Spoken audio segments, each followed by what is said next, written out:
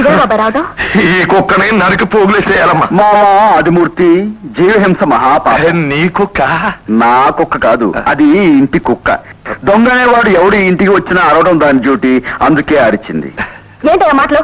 ఎన్నాళ్ళ తర్వాత మా బాబా ఇంటికి వస్తే ఇలా మర్యాద లేకుండా మాట్లాడు. కోరుకోమా, మామని అల్లుడు జోకేశాడు. బావగారు ఎక్కడ నమస్కారం చేసుకోవాలి. బావగారు నన్ను మన్నించండి, బావగారు నన్ను మన్నించండి. ఏమిటి ఆదిమూర్తి ఇది?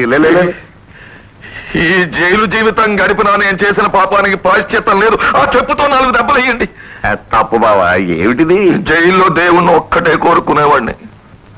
దేవుడా, ఎంత తొందరగా నన్ను ఈ జైలు నుంచి ఇంటికి పంపిస్తావు, మా బావగారి చల్లని పాదాల దగ్గర కాలం గడపాలి అని.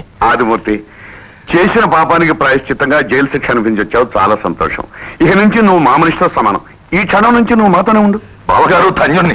ఇక నుంచి ఈ పాదాల దగ్గర కుక్కలాగా పడి ఉంటా. ఆల్రెడీ మా ఇంట్లో కుక్క ఉంది. పోనీ చచ్చిన పావులాగా పడి ఉంటాను. చచ్చిన పామే?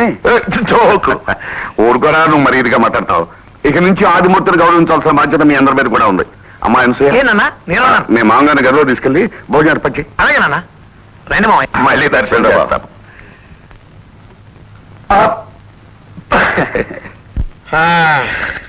నేను వేడి నీళ్ళు రెడీ చేస్తాను, మీరు మాట్లాడుతుండండి. అలాగే. ఏమిటండి మరి జైలు విశేషాలు ఏమిటో చెప్పండి. చెప్పబుట్టి పెట్టారా? రాళ్ళు కొట్టారా? మనంతా స్పెషల్ ట్రీట్మెంట్. అయినా ఈ నల్ల కుక్కని ఎవరు తీసుకొచ్చారయ్యా? మీరు జైలుకి వెళ్ళిన తర్వాత ఇల్లంతా బోసిపోతుంటే మా రవి గారు తెచ్చారు.